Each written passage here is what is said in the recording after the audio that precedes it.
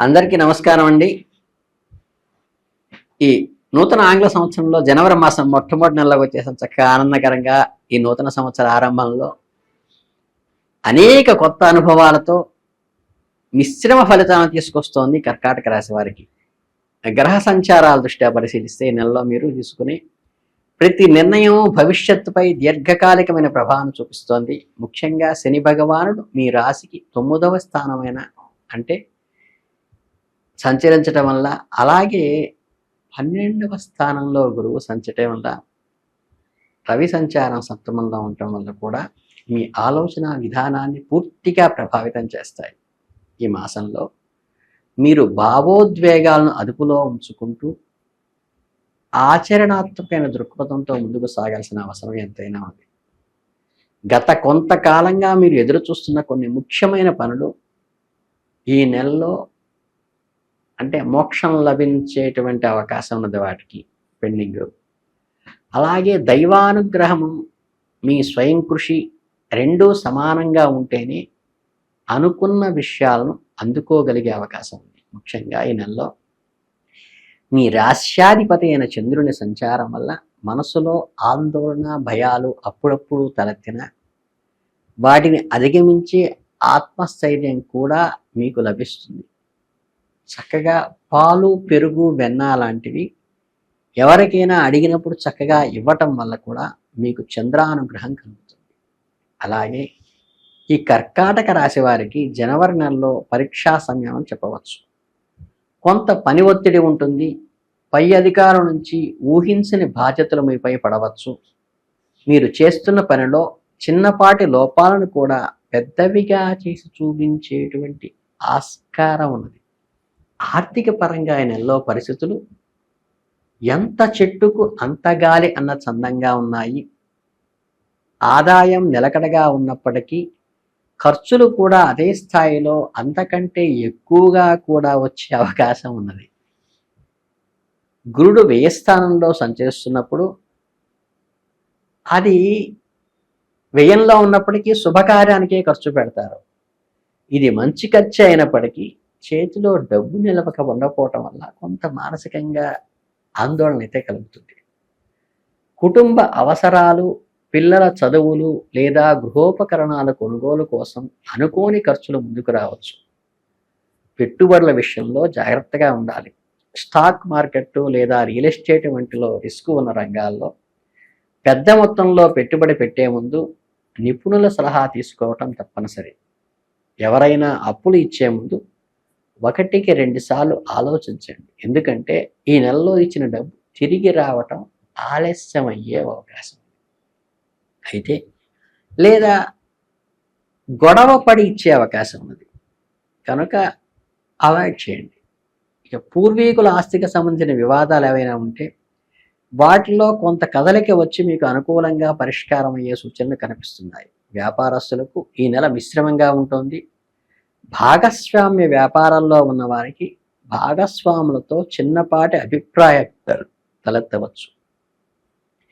కస్టమర్ల నుంచే వచ్చే చెల్లింపులు ఆలస్యం కావటం వల్ల ఈ రొటేషన్ జరిగేటువంటి ఫండ్లు కొంచెం బ్లాక్ అయినట్టు అనిపిస్తుంది. కనుక ఆర్థిక ప్రణాళికను జాగ్రత్తగా ఉపయోగించి అవసరమైతే సర్ప్లస్లో ఉన్నదాన్ని వాడుకోవాల్సి వస్తుంది. ఈ హెల్త్ రిలేటెడ్గా వచ్చినప్పుడు ఏమవుతుందంటే జీర్ణ సంబంధమైనటువంటి వ్యాధులు కానీ గ్యాస్ట్రో ఎంట్రాలజీకి సంబంధించిన ఇబ్బందులు పెట్టే అవకాశం ఉంది. సమీకృత ఆహారం తీసుకోండి, సాత్విక ఆహారం తీసుకోండి, మసాలాలు తగ్గించండి. నిద్రలేమి వల్ల కూడా కొంత సమస్య వేధిస్తుంది.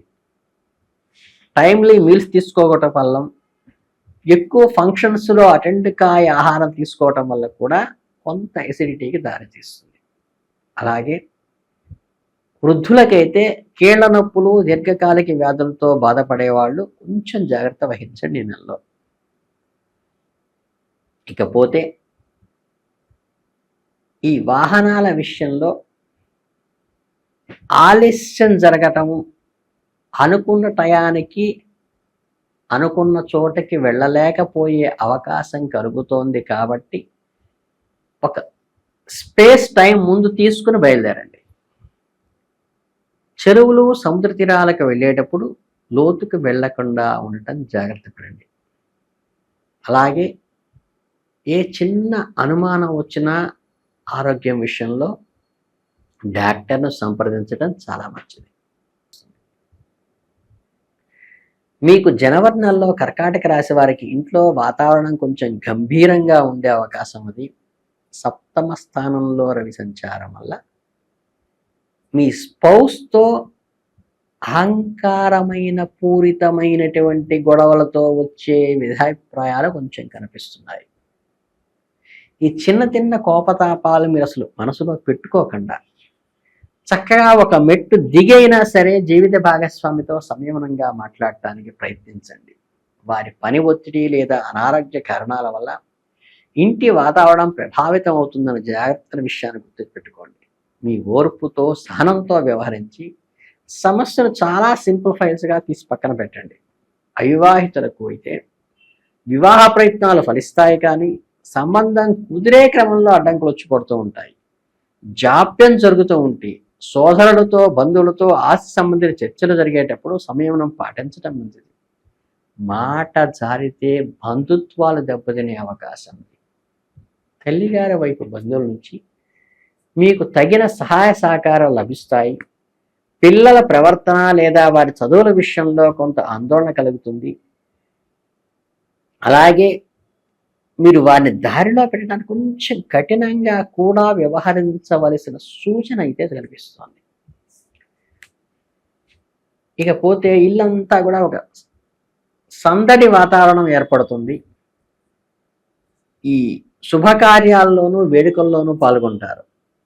ఇక ఉద్యోగస్తులు తమ విధులను నిర్వర్తించేటప్పుడు పూర్తి ఏకాగ్రతలో వ్యవహరించాలి. సహోద్యోగులతో అనవసరమైన చర్చలకు రాజకీయాలకు ఎంత దూరంగా ఉంటే అంత మంచిది. లేదంటే ఈ చిన్న మాటే పెద్దదయ్యి మీ ఉద్యోగ భద్రత పైన ప్రభావం చూపిస్తోంది. పదోన్నతలు లేదా బదిలీల కోసం ఎదురుచూస్తున్న వారికి నెల ద్వితీయార్థంలో కొన్ని సానుకూల వార్తలు అందే అవకాశం ఉంది. విదేశీ ఉద్యోగ ప్రయత్నాలు చేస్తున్న వారికి మాత్రం ఈ నెల చాలా అనుకూలంగా ఉంటుంది. 12వ ఇంట్లో గురువు సంచారం వల్ల విదేశీయానానికి సంబంధించిన అడ్డంకులు తొలగిపోతాయి. వీసా ఇంటర్వ్యూలు, డాక్యుమెంటేషన్ పనులు ఉన్నవారికి విజయం చేకూరే అవకాశాలు మెండుగా ఉన్నాయి. తొందరపాటు నిర్ణయాలు తీసుకుని ఉద్యోగ మార్పులుగా ప్రయత్నించడం మాత్రం ఈ నెలలో అంత శ్రేయస్కరం కాదు. ఉన్న చోటనే స్థిరత్వాన్ని కాపాడుకోవటానికి, దాన్ని స్టెబిలైజ్ చేసుకోవటానికి ప్రయత్నించడం చాలా మంచిది. ఇక ఈ రాశి విద్యార్థుల విషయానికి వస్తే జనవరి నెలలో వారికి మిశ్రమ ఫలితాలను ఇస్తోంది. విద్యాకారకుడైన బుధుడు గురువు ప్రభావంలో చదువుపై శ్రద్ధ ఉన్నప్పటికీ ఏకాగ్రత లోపించడం ప్రధాన విషయంగా గోచరిస్తోంది. మంచి ఎఫర్ట్ పెడితే ఖచ్చితంగా రిజల్ట్ వస్తుంది, బట్ మీ ఏకాగ్రతను డిస్టర్బ్ చేసేటువంటి అవకాశం కనిపిస్తోంది. ముఖ్యంగా పోటీ పరీక్షలు సిద్ధమవుతున్న విద్యార్థులు రెంటింపు ఉత్సాహంతో ఇష్టపడి చదవటం మంచిది. ఊరికే కష్టంగా చదివితే ఉపయోగం లేదు. అదృష్టం కంటే మీ యొక్క శ్రమే ప్రధానంగా మీకు నెలలో ఉపయోగపడుతుంది. విద్య కోసం విదేశాలకు వెళ్ళాలనుకునే విద్యార్థులు ఆ సమయాన్ని సానుకూలంగా మలుచుకోండి. అలాగే యూనివర్సిటీల్లో అడ్మిషన్లు రావటము, స్కాలర్షిప్లు లభించడం వంటి శుభార్తలు కూడా వింటారు. పరిశోధనా రంగంలో ఉన్న విద్యార్థులు వారి కృషికి తగిన గుర్తింపు లభిస్తుంది. కళలు, క్రీడలు వంటి రంగాలు అంటే ఎక్స్ట్రా కరిక్యులర్ యాక్టివిటీస్లో ఉన్నవారికి ఈ కొత్త అవకాశాలు, ఐడెంటిఫికేషన్ కూడా లభిస్తాయి. అప్రిషియేషన్ కూడా వస్తుంది. ఇక ప్రణాళికాబద్ధంగా చదువుకుంటేనే మంచిది కాబట్టి మీ ఎయిమ్ చదువు కాబట్టి చదువు మీద శ్రద్ధ వహించడం చాలా ముఖ్యం. ఇక స్పిరిచువల్ అలైన్మెంట్కి వస్తారు ఏంటంటే ఈ కర్కాటక రాశి వారికి ఈ 12వ ఇంట్లో గురువు, 9వ ఇంట్లో శని ప్రభావం వల్ల దైవ చింతన బాగా పెరుగుతుంది. పుణ్యక్షేత్రాలు దర్శిస్తారు. తీర్థయాత్రలు ఎక్స్పెండిచర్ ఎక్కువ చేస్తారు. ఇంట్లో ఏదైనా పూజలు, వ్రతాలు లేదా హోమాలు నిర్వహించే సంకల్పం చేస్తారు. గురువుల ఆశీస్సులు తీసుకుంటారు. మానసికమైన ప్రశాంతత కోసం ఆధ్యాత్మిక పుస్తకాలు చదవటం, కొనటం కూడా ఎక్కువ జరుగుతుంది. మీలోని ఒత్తిడి తగ్గించి సానుకూల దృక్పథాన్ని పెంచుకోవటం మంచిది. మీ మాటకు విలువ అయితే పెరుగుతుంది. సేవా కార్యక్రమంలో పాల్గొనడం వల్ల మీకు వ్యక్తిత్వం మీద కూడా ఒక గౌరవమైన ముద్ర పడుతుంది. కనుక ఏంటంటే ఓవరాల్గా చూస్తే ఈ కర్కాటక రాశి వారికి ఎదురయ్యే ప్రతికూల ఫలితాలను తగ్గించుకొని సానుకూల ఫలితాలను పెంచుకోవటానికి కొన్ని పరిహారాలు పాటించటం అవసరం.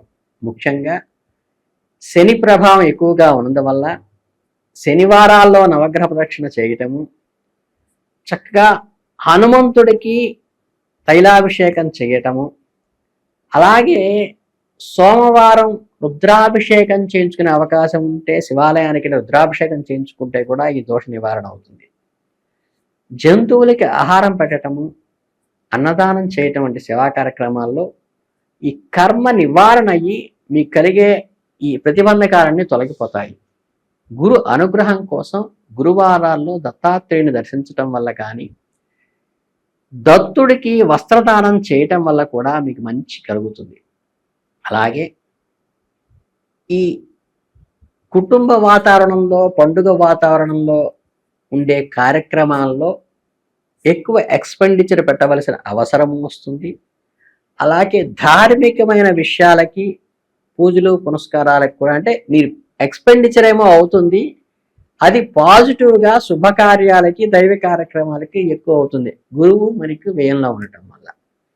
అలాగే దైవ భక్తితో సాగి మీరు ముందుకు వెళ్ళటం వల్ల నేను చెప్పిన ఈ చిన్న చిన్న రెమెడీ వేలు వేలు పెట్టి పూజలు పునస్కారాలు అక్కర్లేదు. చక్కగా దత్తుల వారికి పూజ చేసుకోవటం, రుద్రాభిషేకం చేసుకోవటం, కానీ చక్కగా హనుమంతుల వారికి మనం సింధూర లేపనం చేసి దాని మీద తైలాభిషేకం చేసుకోవటం వల్ల కూడా శనిదోష నివారణ పూర్తిగా జరుగుతుంది. కనుక మీ రాశి వారందరికీ ఈ నెల అద్భుతంగా జరగాలని మనస్ఫూర్తిగా కోరుకుంటూ ధన్యవాదాలు.